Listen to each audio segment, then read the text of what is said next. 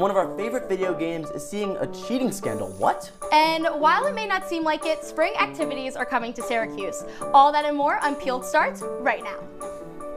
The White House Correspondents Association is making major changes to their annual dinner.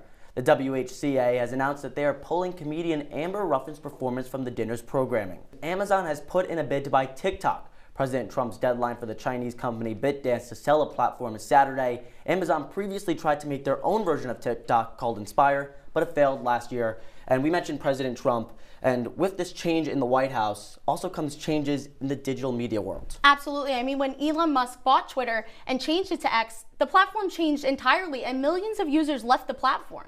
Yeah, X has truly never been the same. The verified stamp doesn't really mean anything anymore, to be completely honest. But something that scared me about X is the fact that Elon Musk is posting all about AI and these robots.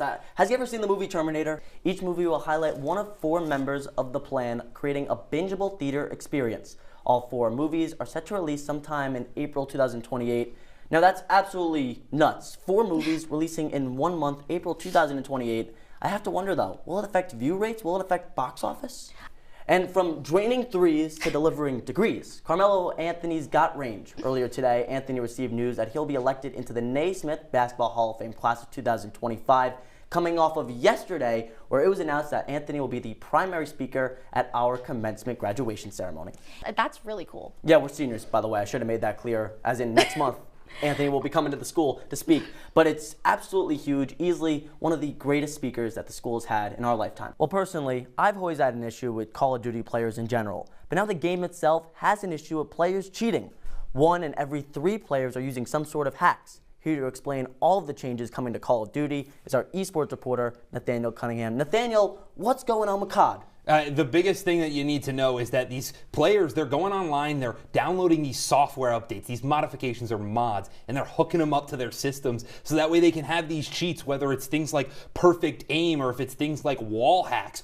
If I'm playing COD and one of these rascals, one of these hooligans comes out, 360 no-scopes me like usual, but they're cheating, what should I do about it? Well, the biggest thing you need to do is realize if it's actually a cheater, because Call of Duty announced over 60% of their reports were actually console players. So you may not be necessarily as good as you think, Charlie. I'm sorry to say that, but...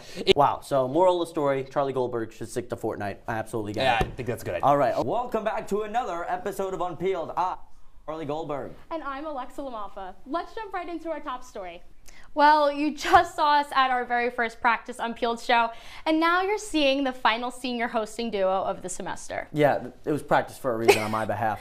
Charlie, you were one of my first friends here at Syracuse and at Citrus TV, and it's just been honestly a pleasure and an honor to both grow up with you and to work with you.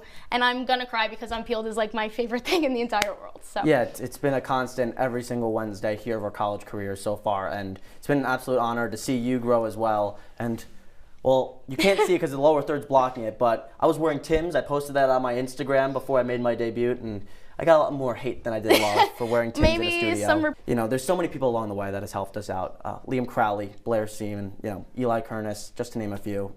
Absolutely. It's been an absolute honor, Syracuse. We loved it here. But unfortunately, that's all the time we have with you tonight. Thank you for tuning in. Be sure to follow us on all of our socials at Citrus TV on X and at Unpeeled_Syracuse on Instagram. For the final time, I'm Charlie Goldberg. And I'm Alexa Lamalfa. Have a great night, Syracuse.